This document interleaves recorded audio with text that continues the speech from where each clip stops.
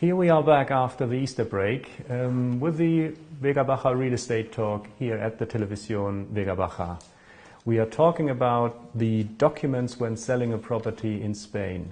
So be right back and we talk about it with our expert.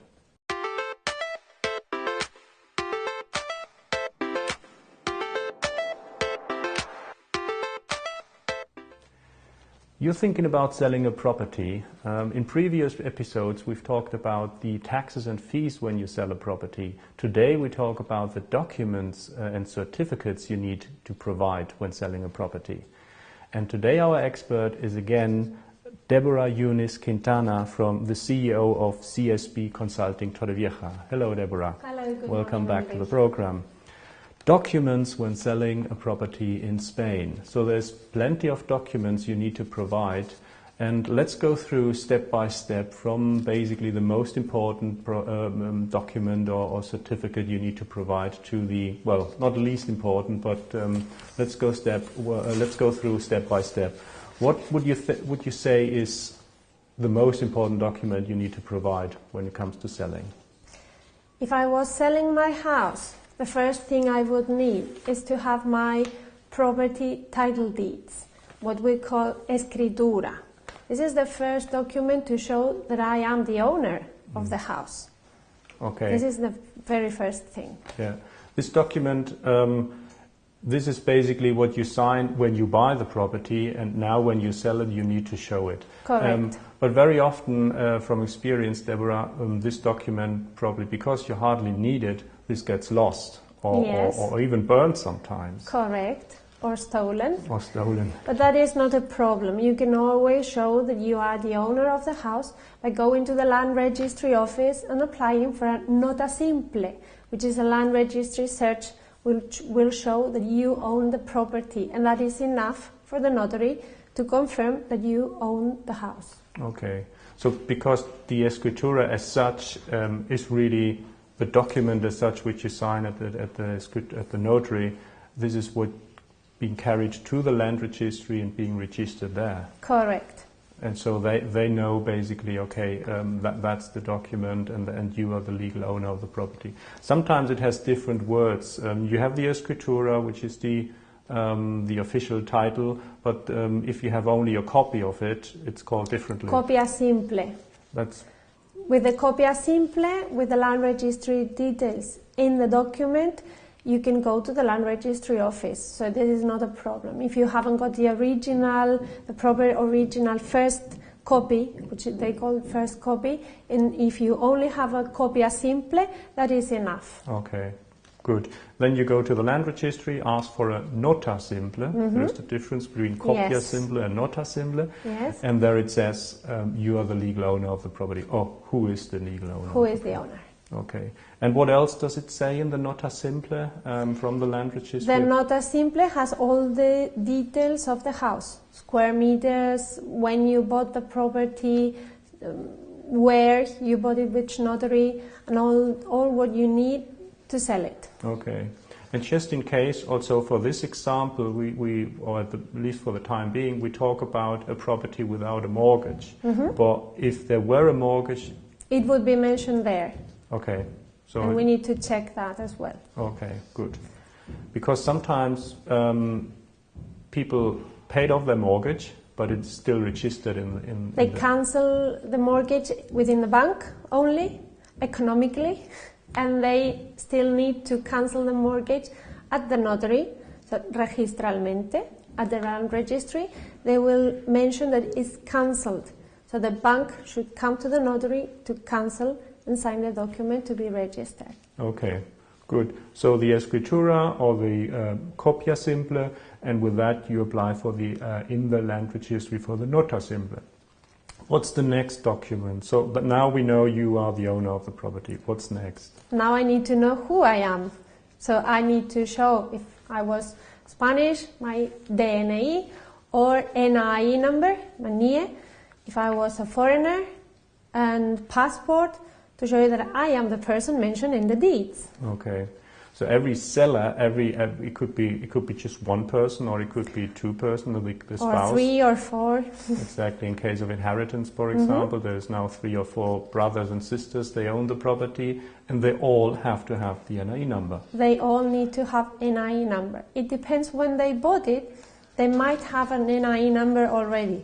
If they bought many, many years ago, when it was not compulsory to have it, they would need to apply for an NIE number now to be able to sell the house. Okay, but definitely you need to have it now. And Yes. what happens if you don't have it? If you say, well, like I bought it 25 years ago and now I don't have an NIE number?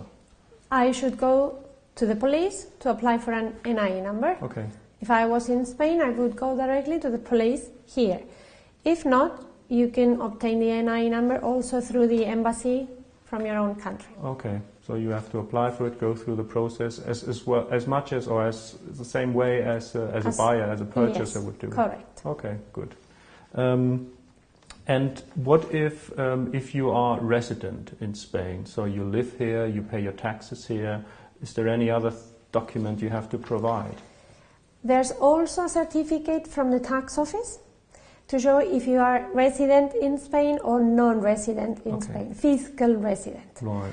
That means that to confirm if at the time of selling there is a retention, you know, the 3% retention that all non-residents have to suffer when they sell, the certificate from the tax office will avoid the retention if you prove that you're resident. Okay. So the certificado de residencia fiscal is what you need to ask for. Right.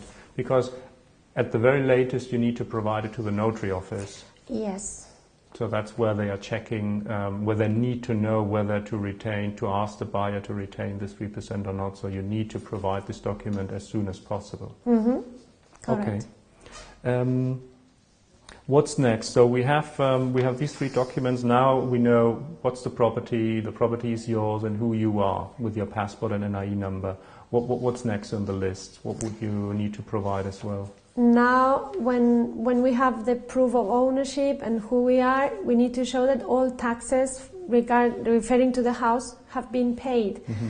The main one is the IBI, the Impuesto de Bienes Inmuebles, the council tax.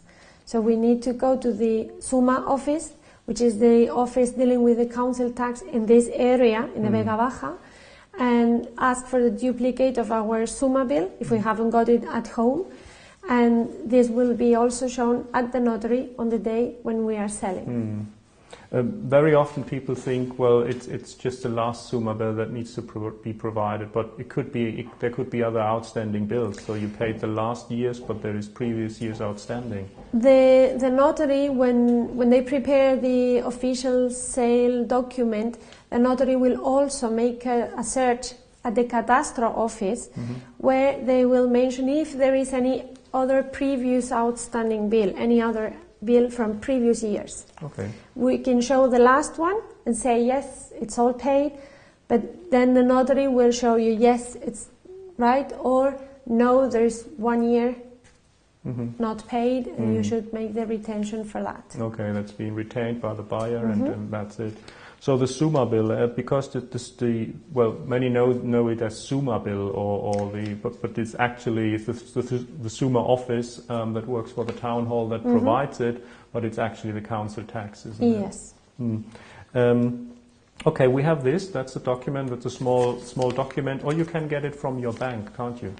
You can obtain a duplicate, yes, from your own bank. If you have a direct debit for the payments, you can go to the bank and obtain direct debits for all your payments for the house. Okay. And there it says also some important values on it, so for calculating taxes. So this is correct. Okay. In your bank statement, it may say tributos, and it's paid in September. So if you need to look for that in your bank statement, better you go to the September payments and you will find it there. Okay, good. With a copy is enough, you don't have to copy it's enough. Okay, good. Now we have this, and that's all obviously affecting the property. So because if it is not being paid, the notary will check it because it affects the property. If it's not being paid, it sticks on the property, doesn't it? Okay. Next is what's on the list. We have the EV, and what would you think? What's also important to provide? Same as the EV, water, electricity, gas, telephone, all utility supplies. Okay. This is also important because the new owner will need the reference of the contracts to change everything, and we need to know and show that it's all up to date, all payments made, and there are no outstanding bills, and the buyer will ask for that information. And same as the community, or referring to the house. Okay. So the buyer is a consumer, and they have the right to know what's the last bill, or not the amount necessarily, because the consumption obviously depends. No, it's just to make sure that there are no outstanding bills that will come to him later after the purchase. And as you mentioned, what you normally do is not you cancel this contract to get a new contract. No. But you change it, don't you? It is advisable to change the name because it's cheaper than cancelling a contract and making a new one.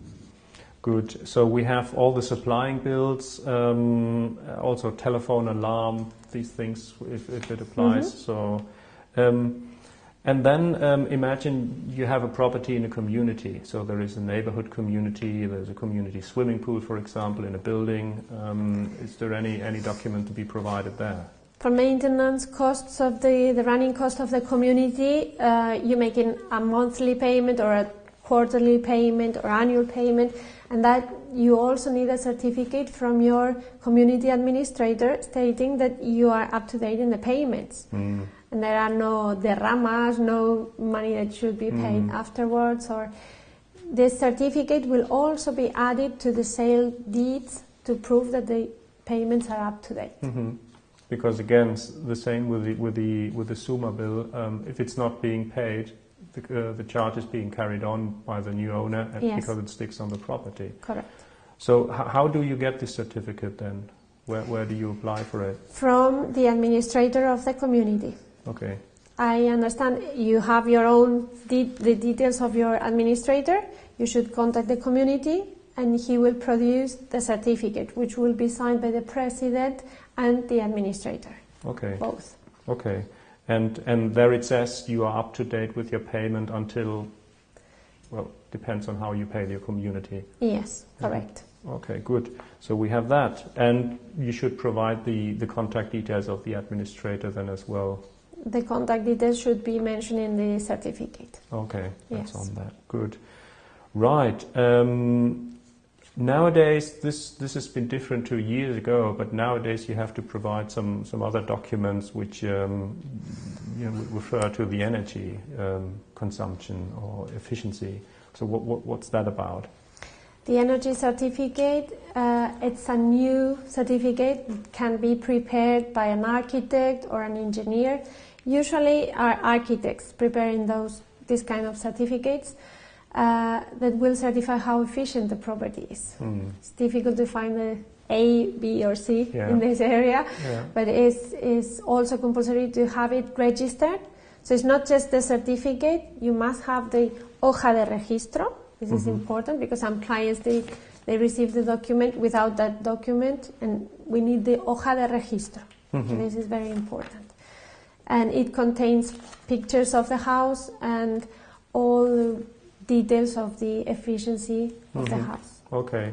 And many people think they need to provide it when they basically sell, when they are sitting in front of a notary's office, but actually it needs to be... just to put it in the market, before they put the property in the market, they need to have the energy certificate in place. Okay. I think it's just been recently informed that if you sell a property, or also when you rent one out, you have to have this from the day, as you say, from the day. If not, there can be huge fines, up to about 6,000 euros on fines for not providing this certificate. Correct. So it's a serious topic you should keep in mind. Okay, we have the energy certificate. You ask an architect, he comes along, prepares and provides it to you. That had a cost. Depends. It depends on the architect. Depends a little bit on the type of property, isn't it? But around 150 euros is the basic price for an energy certificate. Okay, roughly about that. Well, and I guess it depends if you have a small studio flat or a big detached villa. Okay. And something else on the list? We have the energy certificate now. I think we have the cédula de habitabilidad, the habitation certificate, or licencia de segunda ocupación. There are different names. Now it's declaración responsable, so they keep changing the names. But this is also something that we need to check if we have it up to date or not, because it could vary between 5 and 10 years, and it could be there at home, but not valid. So we need to check that. So even if you had it when you bought it, say 15 years ago, by now it would be expired. May have expired, and okay. yes. You have to provide a new one. If you find out that your cédula has expired, you can, at the same time when you ask the architect to go and prepare the energy certificate, the same architect can also prepare the certificate to make the cédula updated. So some people think, well, this is obviously the buyer wants to have it, so it's his duty to do it. So, but it actually it's on the seller to provide it, isn't it? Yes. Yeah, exactly. The seller should have everything up to date when it's selling. Yeah, which basically says you can live in the property. That's basically what it says. That yes, it refers to the connections for electricity, water. That all the supplies are connected. The property is built following the law, and everything is correct. So you can live in that house. Okay. It's habitable. Yeah, exactly. That's what the cedula says. And where do you normally get it? Is it all, the architect gets it? But what? No, the architect will prepare the certificate, stating that the house follows the law, the building and the supplies, and you should present that in the town hall. The town hall where your property is located. Okay. The town hall will then certify that this is correct and will produce the document that you will show in the notary. So if it is the town hall that looks after that, it is different from one town hall to the other, isn't it? Yes, and the fee from the town hall is also different. Orihuela and Torrevieja, they have very, very different fees to obtain the cédula. And I guess it can take between a day or two until what? Weeks and or months. Or months even, yeah. So you want to make sure that when you put your property on the market, when you think about selling your, depending where you live, in what municipal area here in the Vega Baja, go to or ask somebody, your solicitor probably, and see how you can get it and how long it will take, because you have to provide it. Correct. Okay. It's advisable to do that. And as you say, the cedula, how long is it valid for? 10 years or is it 5 or 10? Okay. Some certificates you have 5 años de validez, 5 years, or some others in the past it was 10 years. And it would say on the certificate how long is it? Yes, and it also says that in case of transfer of ownership you should renew it. So it is advisable to read the document carefully to make sure what you need to do. Okay, good. Well, this is pretty much, Deborah, if you are the owner of the property, there is no outstanding mortgage and you want to sell it, this is about the documents you need to provide. We have escritura, nota simple from the land registry, the NIE number and passport to identify yourself, the SUMA bill, the community certificate, water, electricity, well, all supplying bills. We have the energy certificate and the cedula. Now, in case there were a mortgage on the property, what would you have to do if you have a mortgage? If there was a mortgage, I should inform the bank that I am selling. I need to ask for a certificate to confirm how much outstanding mortgage I have. The notary will add this and the bank will come to cancel that mortgage. So we should also produce a certificate to show the outstanding mortgage balance. Okay, so you need to actually know when you sell the property, so when you have your appointment at the notary's office for the bank to provide it at that particular day. Yes. Okay, because it's the mortgage. If you pay interest, you need to calculate that until the last minute. Okay, okay. And the bank provides a certificate, it's pretty straightforward. Yes. But you should give them... Give them enough notice so they have time to prepare it. Yeah, so it doesn't happen from one day to the other? No. Okay. No. Okay, good. So we have this certificado de deuda, basically what you call it, and well, if you have a mortgage, well, if you have, for example, imagine you say, well, I'd like to sell my property, but I'm living back home in my country. I won't be down there to complete the sale.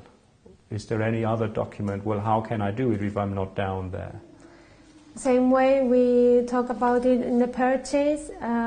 If you are not here, when you need to sign, we can prepare a power of attorney. Okay. You can always ask someone to represent you at the time of signing the sale. Okay. So you can leave a power of attorney with someone that you have confidence in, and this person will be signing on your behalf.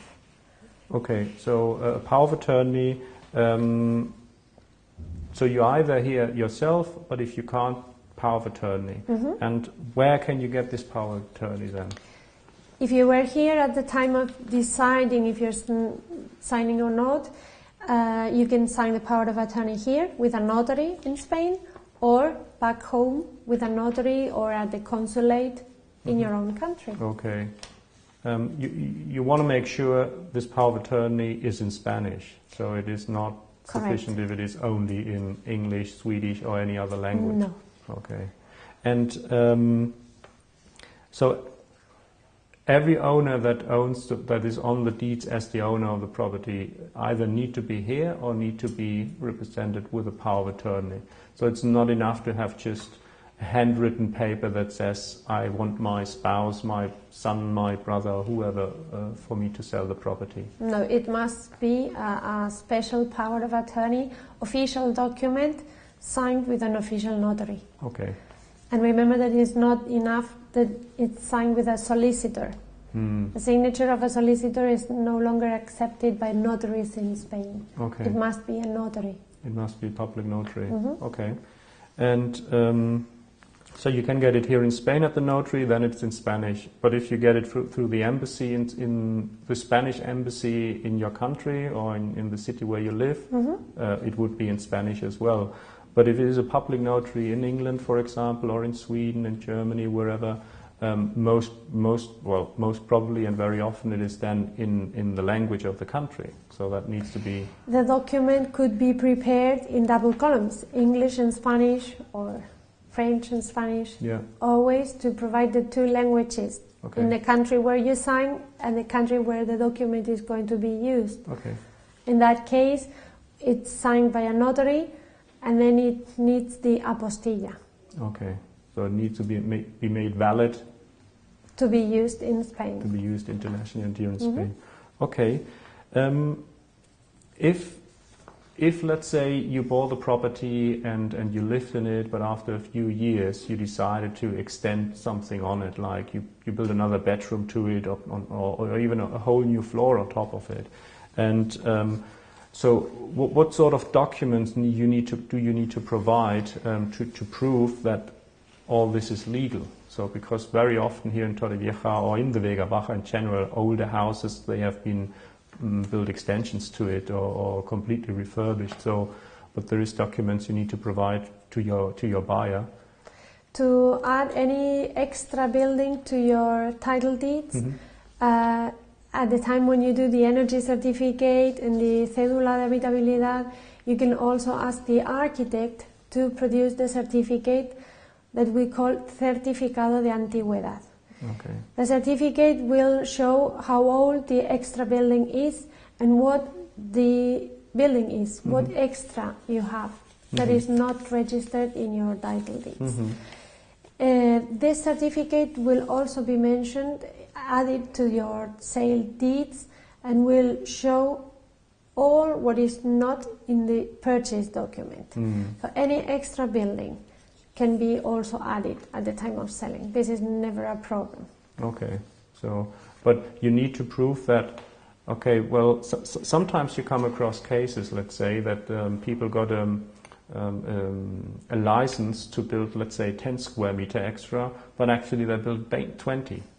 So they have a license, yes, but it is not actually for what they've done. So is this something that can happen? It could happen, but the architect will inform us if everything is legal or if you need to ask for a new license for the extra square meters built, which are not in the first license. So these are particular cases that we will need to check for every client. But normally, Certificado de Antigüedad will show all the changes made in the house and will show how old those changes are. Okay. Usually it's more than 10 years old. If it's less, then we need to see what other documents you will need, but officially with that, it's enough. Okay, so that sounds all pretty straightforward, Deborah. I mean, it is a list. We have a list of about 11, 12 documents that need to provide, depending on whether a mortgage or without a mortgage and so on, but at least 8 documents that you have to provide. And you have it on the screen, you've seen it a few times now, but if you have any questions, you ask your solicitor, you can get on to Deborah to ask her about, because it is, as this Deborah says, very individual, and some certain documents are pretty straightforward, but other documents you need an architect, you need to go to the town hall, you need to know where to get it. But generally speaking, this is about all you have to provide when you sell a property here in Spain. Perfect. Okay. Thank you. Thank you very much for being back, and you're welcome. We will be back soon after the break, and we have some very interesting guests today talking about a non-profit organization and about business women. So don't go away, be right back after the break.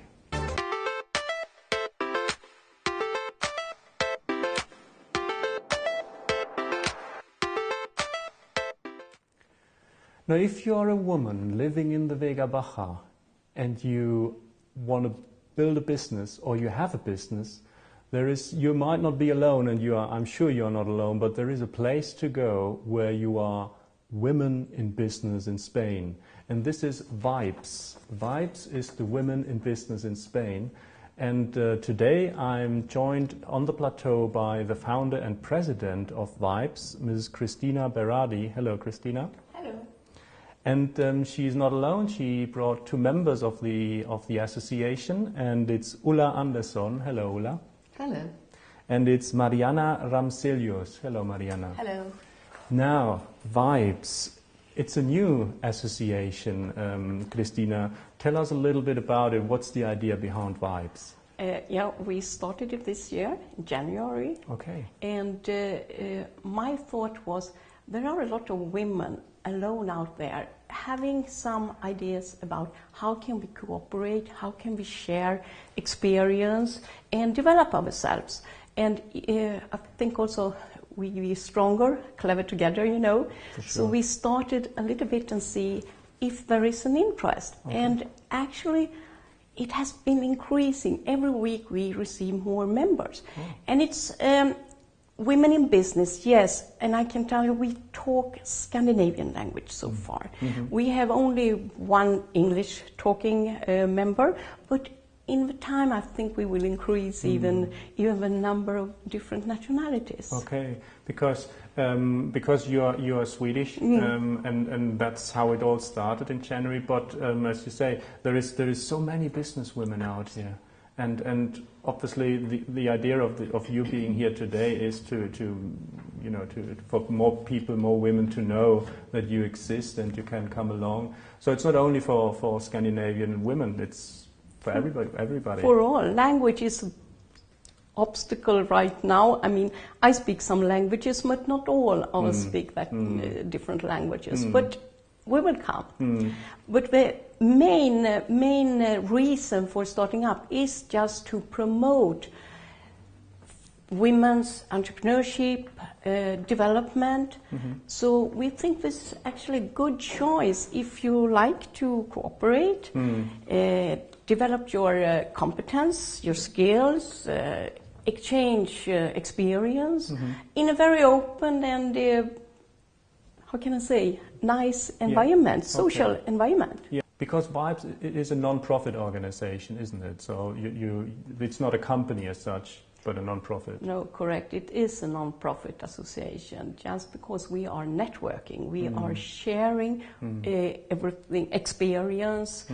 We also want to promote other women to first dare to take a step to be self-employed, but also competence development, skills, exchange, different kinds of experience. And also we have a very open atmosphere, open social atmosphere, but we are definitely not a social network organization. Okay. So it's basically for people that want to build a startup, so want to start a business, but they also it's also for people that for women that are in business already, or for people that they had their business probably back home even, but now they probably want to bring in their experience. Ulla, so for people like they retired down here, but they have so much knowledge, they are invited as well to come. Yes, absolutely. Because they can contribute very much for the younger people, the younger women. So, absolutely. Okay. Yeah. So, Mariana, what type of businesses, what type of companies do you have in your association? Oh, there are several companies. I think Christina knows that better than I do. Okay. I can just tell about my company. For example? I'm interior architect, and I have my company here working with another Swedish woman, and she's garden designer. So we have a company with interior architecture and garden designing. Okay, well that's good, related to real estate. Yes, and so absolutely. And a lot of our clients are real estate agencies. Okay. And of course private persons also. Property owners that buy a property down here and say, okay, now I have a house, I like to convert it into a home. Yes, absolutely. And so not from being an object. Yes, exactly. to be a home. Oh, good. So, Christina, what type of companies are part of interior designer? Ulla, sorry, what's your business? What are you doing? I did work as a bank manager in Sweden. Okay. And nowadays I have a company and working with coaching. Okay. Yeah. So you perfect then. I have some clients in Sweden and in Spain as well. Okay. Yeah. So for a newcomer, a young businesswoman that wants to start a business, if she would be at yours, she would be absolutely right then. You teach her how to start a business from scratch. Oh, very good. But what other companies? Just give us an idea, Christina. We have solicitors, different kinds of coaching, leadership, whatever. We have also mindfulness, we have massage, we have, when you ask the question, everything comes up. But I think we have a vast of different areas, which is good. Health, beauty, like nails, body, food, different areas, which I think is good. And of course, there are maybe more than one woman who also have the same kind of business as another one. And this is so important that we don't see each other as competitors. We see each other like partners. So we share, but not the main core of our business, but we share all other experience, which I think is very good. Okay, that's. I think real estate is also a big thing within us too, of course. Sure. Yeah, because the program is about real estate as well. But every foreigner, let's say, down here, has to buy a house, lives in a house, and probably one day wants to sell a house. But there we have all the different topics included in the association. Transfers from and to, car rentals, home service, all these things. Okay, good. And so if somebody wants to become member of it, what about the membership fee, Ulla? What do you have to pay to contribute? If you have a company, it's the 70 euro per year, and if you're not, it's 50. Okay. Yeah. So that's That's per year? Yeah, per year. Okay, well, yeah. that's very reasonable, isn't it? And you Yes, get all it the is. advantages, all the networking. Yeah. So, okay. Mariana, you are from Sweden as well? Yes, I'm from Sweden. Okay. But I'm very Nordic. I have an education from Denmark, a Finnish mother, and I'm grown up in Sweden, so I am a represent Okay. All of the for different the countries. northern countries. Very good. And how long are you here? When have you decided to come down? First, when I came here was 30 years ago. Wow. My mother she still has an apartment in Mil Palmeras. Mm-hmm. And for 7 years ago, we decided to buy a holiday home here. Mm-hmm. And I thought that could be nice for me to work distance work from my company in Sweden and here in Spain. But suddenly I got so much to do here in Spain, so I decided to move here. Okay. And that's the step I took was a year ago. Okay. So then I'm full time here in Spain. Okay, good. That's a nice life story, isn't it? Yes. And I guess many people can relate to that because that's how many people came Yes, down and here. it suddenly just happened. I haven't planned that. So And how important was it for you to find likewise people and likewise very people? important, because when you move to a new country, you have to find a new network. You leave your network that you have built up in your home country, and you have to find something new. And to find people to collaborate with, it's very important. Yeah. Absolutely. And actually, I have to say, Christina, when I met you before, I know there is association, there is business association here in the Vega Baja area, mainly Spanish. Very often the language is an issue, is a problem, or they can't really communicate. You feel a little bit alone, but you can't get all the advantages out of these associations. But this was pretty new to me. I mean, it is a very new association, and I think it's a great job, a great initiative you're doing. And I know you have something coming up. Let's talk about your first trade fair. Oh, this is the conference we are going to have here in Hotel Fontana Plaza. That will be 15th of May until 19th of May.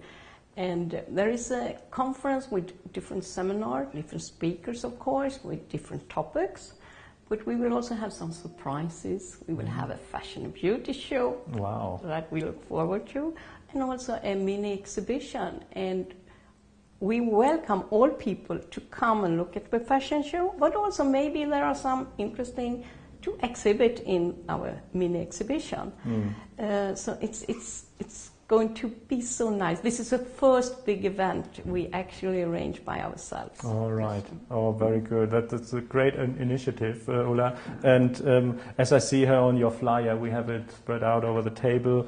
Arts, fashion, jewelry, nails, good food, massage, so all the different... How many companies are you counting with? How many exhibiting companies do you think? I think about 50. Wow. Yeah. So it will be a big event then. Yes, it will. Okay. Yeah. Good. Perfect. And that's again on May the 18th?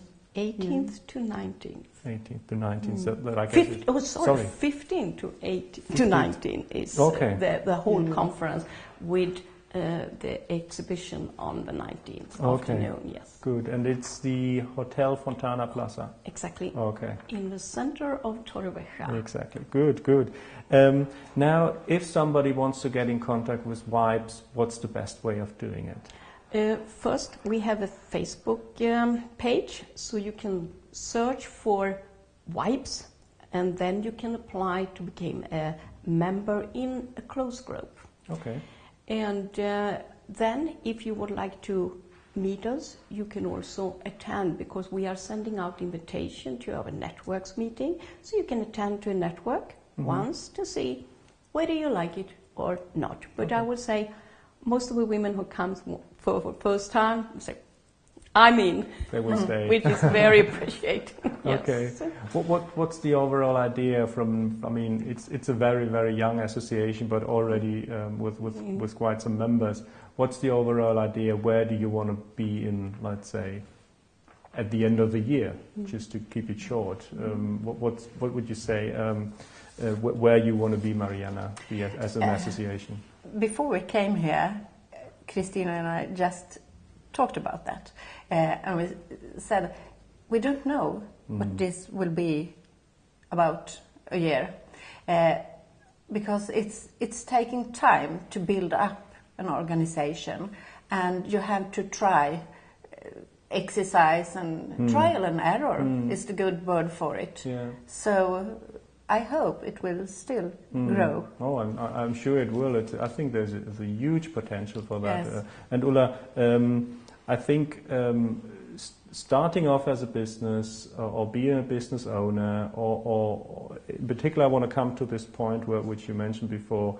If somebody says, "Okay, I'm leaving Norway, Sweden, or even Spanish people say, okay, we had it, I'm retiring now," probably in particular Spanish women who know the area, who know the Vega Baja, who have the contacts, they would be invited to join, wouldn't they? Absolutely.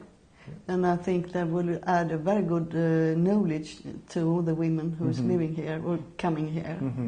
Yeah. And do you plan some event? I mean, this is obviously one of the best events you could do, but do you plan some kind of informative events where you can just, where people can go, businesswomen can go and say, just like to have a look at it? So do you meet every week or do you meet regularly? Today we have a bi-weekly networks meeting, 2 hours, and we have a set agenda, which can be a little bit flexible depending on how many and who we are.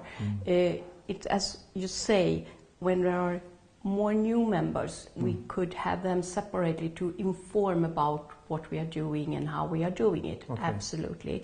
We in the week between, we try to do something, not every bi-week, but do something else. We can go and visit the bodega, we can go to a olive garden or something to experience and learn something else. So we also enjoy each other's companies, because we used to say that if we don't know each other, it's very difficult to make business. So we got to get together in a very open, positive atmosphere. And so this is a good start for us. So of course in the beginning we are buyers and sellers. But what I'm aiming for is to get all these women in our network visible in Vega Baja area. So I do appreciate that we were invited to come here. This is very good for us. Also writing articles, had ads, showed off a little bit. So I think we are something to be calculated in the future, because if these women can be visible, they will do good business, and that will benefit the whole Vega Baja area. Yeah, oh, absolutely. I mean, any association has such an important role to play, and because an association without people is no association. So it consists out of the people, and you get your contacts very much through the network, and so it's business as usual, but in a more coordinated and direct way. And so, Mariana, are you thinking of going back to Sweden then once it's I don't understand the question. No, I'm okay. To be honest, July and August. It's Sweden is for holiday for my part. You take it the other way around now. Yes. Which is very good. Okay. Thank you ever so much for being here today. It was a pleasure having you on the plateau and talking to you. I wish you all the very best for the exhibition in May. I'm pretty sure that I will be there as well, just to meet you again. And if you are a businesswoman in the Vega Baja, doesn't matter what nationality you are, and you want to join like-minded women here, mainly in Torrevieja, but in the greater Torrevieja area. And if you are probably from a village further inland and you want to meet people out here at the coast, so just get on the Facebook, probably best, find Vibes, and or wait for May the 15th to the 19th, where you can go to the Fontana Hotel to see the exhibition and to meet Christina, Mariana and Ulla. So that's it for today. Thank you very much. I hope you had a pleasant Easter week. We are back now every week and we see each other next week.